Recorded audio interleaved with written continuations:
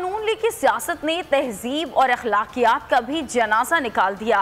वजीर खजाना मिफ्ता इस्माइल ने रिपोर्टर के सवाल पर गाली बक दी। नून लीगी रहनुमा अता तारड़ ने भी पंजाब असम्बली में नाजेबा इशारा करके ऐवान की हुर्मत पामाल कर दी।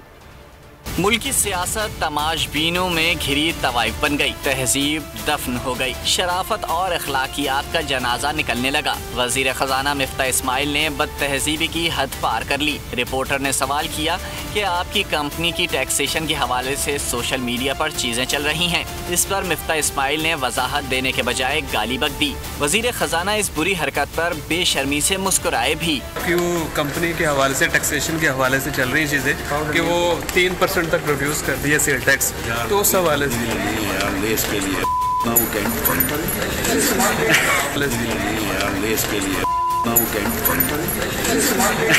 नून लीगी रहनुमा अता तारड़ ने भी पंजाब असम्बली में बेहुदगी की हद पार कर ली।